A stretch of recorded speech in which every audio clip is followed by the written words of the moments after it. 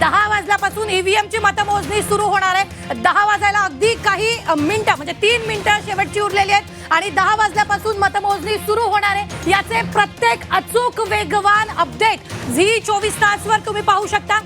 आपण जर पाहिलं सौरभ तर मुंबईत पोस्टल मतमोजणीला सुरुवात झालेली आहे। तर सगळ्यात महत्त्वाची अपडेट आहे, मुंबईत पोस्टल मतमोजणीला सुरुवात झालेली आहे आणि थोड्याच वेळात आता आकडे हाती यायला देखील सुरुवात होईल।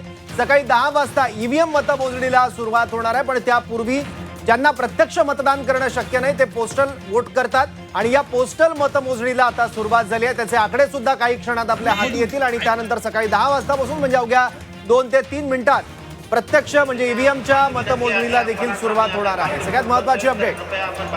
तर ही मोठी बातमी आपण आत्ताच्या क्षणाची पाहतोय। जर आपण पाहिलं तर धुळ्यात 74 जागांसाठी मतदान झालेलं आहे, सोलापुरात 102 जागांसाठी मतदान झालेलं आहे, वसई विरारला 115 जागांसाठी मतदान झालेलं आहे, मुंबईत 227 जागांसाठी मतदान झालेलं आहे, नाशिकमध्ये 122 जागांसाठी मतदान झालंय, भिवंडीत 90 जागांसाठी मतदान झालेलं आहे, बिनविरोध 6 निवडून आलेले होते, पनवेलमध्ये 78 जागांसाठी मतदान झालंय, 7 बिनविरोध निवडून आले होते, छत्रपती संभाजीनगरमध्ये 115 जागांसाठी मतदान झालंय, मालेगावात 84 जागांसाठी मतदान झालंय, कोल्हापुरात 81 जागांसाठी मतदान झालंय, जळगावात 75 जागांसाठी मतदान झालंय, तर 12 बिनविरोध निवडून आलेले आहेत। या सगळ्यांचे अचूक आणि वेगवान निकाल तुम्ही काही वेळात झी 24 तासवर पाहू शकता।